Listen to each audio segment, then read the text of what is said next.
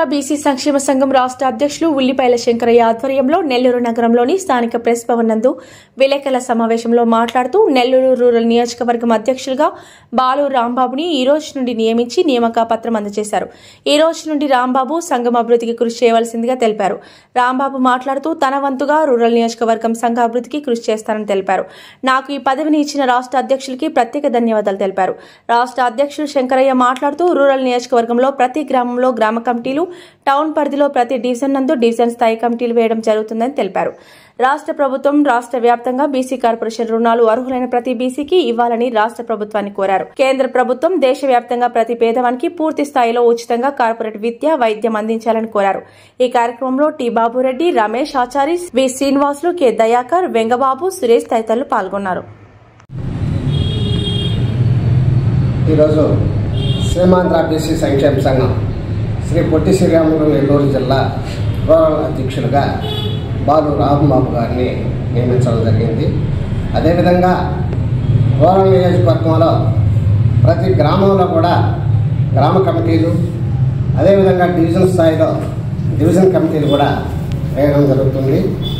ముఖ్యంగా బీసీలమైన మేము ఆర్థికంగా, సామాజికంగా, రాజకీయంగా అన్ని రంగాల్లో వెనుకబడి ఉన్నాం కాబట్టి బీసీలకు రుణాలు ఇచ్చే సమయంలో చాలా అన్యాయం జరుగుతుంది. కార్పొరేషన్ రుణాలు అంటున్నారే కానీ గ్రామంలో ఒక్కరికిద్దరికి మాత్రమే ఇస్తున్నారు. అర్హులైన వారు 50 మంది దాకా కూడా ఉన్నారు. కాబట్టి రాబోయే రోజుల్లో అయినా పూర్తి స్థాయిలో అర్హులైన ప్రతి బీసీకి రుణాలు ఇవ్వాలని చెప్పేసి రాష్ట్ర ప్రభుత్వాన్ని కోరుచున్నాం. అదేవిధంగా కేంద్ర ప్రభుత్వం కులాలకు అతీతంగా, మతాలకు అతీతంగా ప్రతి పేదవానికి ఉచిత విద్య, వైద్యం అందించాలని కేంద్ర ప్రభుత్వాన్ని కోరుచున్నాం. ఈ పదవి ఇచ్చిన వారికి ధన్యవాదాలు. నా వంతు చిత్తశుద్ధితో ఈ పదవిని న్యాయం చేస్తాను. నా పేరు బాబురెడ్డి, అడ్వకేట్ని. నేను సీమాంధ్ర బీసీ సంక్షేమ సంఘానికి లీగల్ అడ్వైజర్ని.